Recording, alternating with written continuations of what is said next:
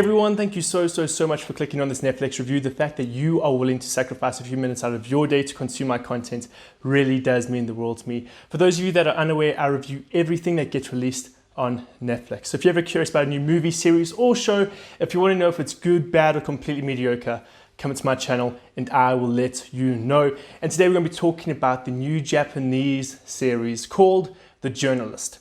Now, The Journalist ultimately follows this young female reporter known as the maverick of news media as she tries to tackle this incredibly large political story. There's an entire political agenda happening in Japan with government officials left, right and center picking up on corruption. And ultimately it's about her trying to discover it all and reveal it to the public. And honestly, I really enjoyed this series. And for no other reason other than the theme it tackles. While we've got some great cinematography, great acting, great color design and everything like that, the fact that this series is able to say some incredibly bold things, not just about media in Japan, but actually about media around the world, that's what got me so invested. This is a series that wants to say something incredibly powerful, and I want to break down that theme a little bit in this review. So I wrote down a few notes here on my book while I was busy watching this series because I thought a lot of the points that the series made were incredibly poignant.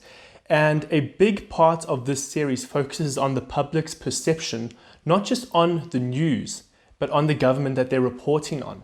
And I think you can also point this a lot into America as well, because you've got two different sides of a political sphere. But then not just that, you've got two different sides of news agencies that are constantly reporting different things of the same event. And so this series really depicts a bit of that as well. We've got occasions where the exact same news reporters will go to the exact same case, but the stories that come out are different.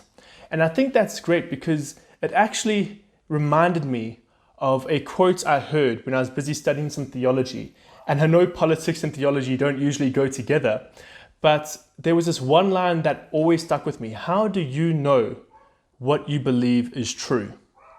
And yes, that might be talking about the deity that you worship, it might be talking about God, but you can apply that to news agencies and news in general as well. Because the truth of the matter is, how do you know what you believe is true?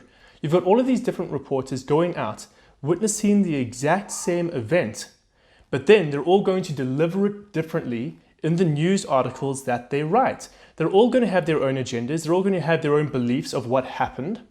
And then you, as a consumer, are going to take those different opinions and create your own opinion out of that.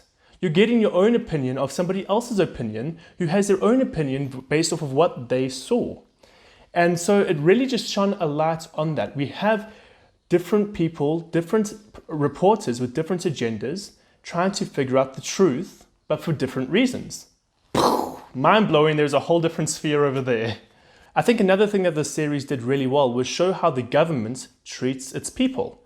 And I'm not just talking about the civilians, which honestly is rather scary when you consider the fact that these people in power have complete and utter control over what happens to the everyday civilians and citizens of the world. But not just how they treat the civilians, but how they treat their own employees as well. There's this one character and his entire arc was so incredibly heartbreaking because all he wanted to do was do what he believed was morally correct. And he served the government with his whole heart, with all of his passion.